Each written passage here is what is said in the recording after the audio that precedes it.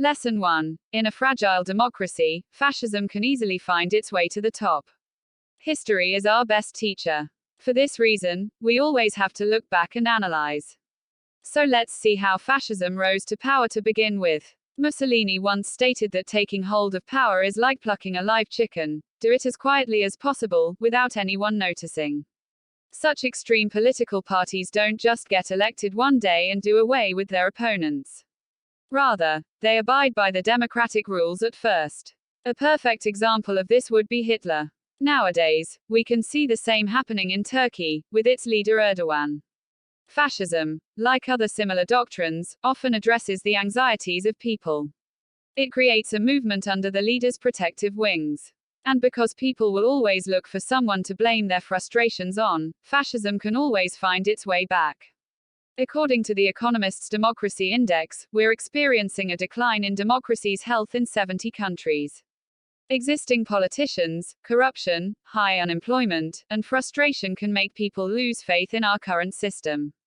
Such tendencies can be observed in the land of the free, for example. Donald Trump was quite popular among Americans as he praised other authoritarian governments. Or when he called out immigrants for stealing jobs from nationals and implicitly rising unemployment. Lesson 2. Fascism is a recurring part of human history. Personalities like Hitler, Mussolini, or Stalin have painted the picture of fascism, Nazism, and other atrocious doctrines. However, a quick look into the modern-day states can reveal more than we think. So let's take a look. After World War I, extreme movements like fascism were a common occurrence. Why? Because states were weak. People were poor, unemployed, and depressed. This can be seen even in Britain, a country that praises freedom and democracy. Again, we can see this phenomenon in India, where angry Hindu nationalists were concerned about Muslims. European states like Romania, Spain, or Czechoslovakia have also experienced fascist tendencies. Moreover, they all took place under similar patterns. In Italy, Mussolini addressed the rejection of capitalists that are trying to exploit citizens. To prove his loyalty to the people, he removed over 35,000 politicians. In Britain, a fascist union promised economic protection by acting against immigrants. Therefore, we can see how fascists rose to power by continuously promising to fight the enemies of the state. They promised to solve unemployment by eliminating immigrants that steal jobs, or to eradicate corruption by mass removing government officials. Therefore, whenever people get too frustrated about these matters, extreme ideologies are more likely to appear. As we look around today, we can observe such tendencies in countries like Hungary, Venezuela, and even the United States.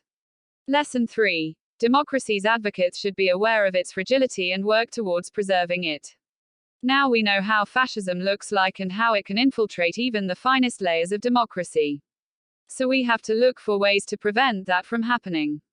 And how to protect the most effective way of governance we've discovered so far.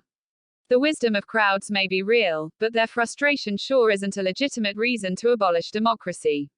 Arguing that capitalism widens the gap between the rich and poor doesn't prove this point. Nor does the thinking that drastic rulers can control the world. Our world beginning to value skills over diplomas, and technology taking over human labor are two of the things that are causing anxiety today. And when people are looking for someone to blame for such things, anti-democratic arguments may seem convincing. While economic and social circumstances today are not as bad as in post-war time, they surely aren't ideal. In Europe, 1 in 4 young people is unemployed. Immigrants are settling across high-earning countries and ditching traditional professions. Moreover, the world is facing a new issue, disinformation. With universal access to social media, gaslighting has never been easier. It is now cheaper than ever to spread fake news and incite rebellions.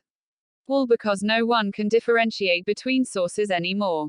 With all this in mind, advocates of democracy have to fight constant battles to keep governments and their systems healthy. Yet, while fragile, this ideology is still the pylon of our modern society. And it proves to foster innovation and development.